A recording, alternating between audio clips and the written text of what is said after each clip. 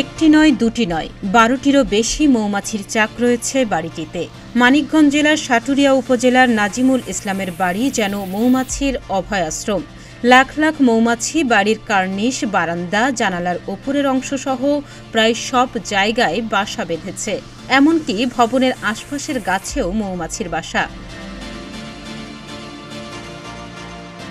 মৌমাছির বাড়িটির অবস্থান মানিকগঞ্জ জেলার সাটুরিয়া উপজেলার দিঘলিয়া ইউনিয়নের জালশুকা এলাকায়। ১৫ বছর ধরে মৌমাছি এভাবেই বাসা বেঁধে আসছে। স্থানীয়ভাবে এটি মৌচাক বাড়ি নামেই পরিচিত। এমনকি মৌমাছির আনাগোনা ও দৃষ্টিনন্দন দৃশ্য দেখতে অনেকেই দূর দূরান্ত থেকে ছুটে আসেন এখানে।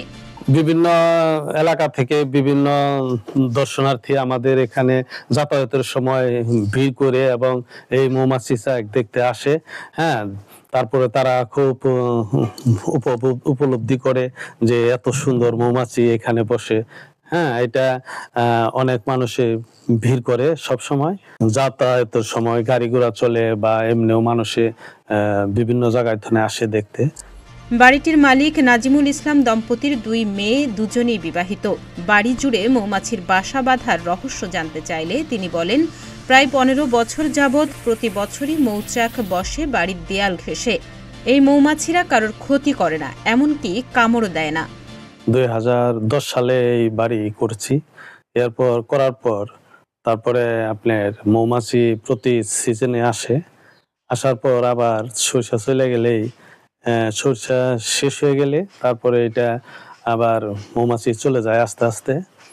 আর এটা মধু সংগ্রহ করলে পাড়া প্রতিবেশী আশেপাশে যারা আছে তাদের অনেকেই আইসা আমার বাসায় নিয়ে যায়।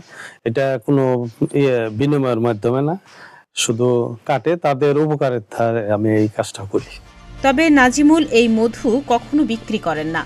স্থানীয়দের প্রয়োজনে চাক থেকে মধু সংগ্রহ করে প্রতিবেশী ও আত্মীয় স্বজনদের দেন তিনি।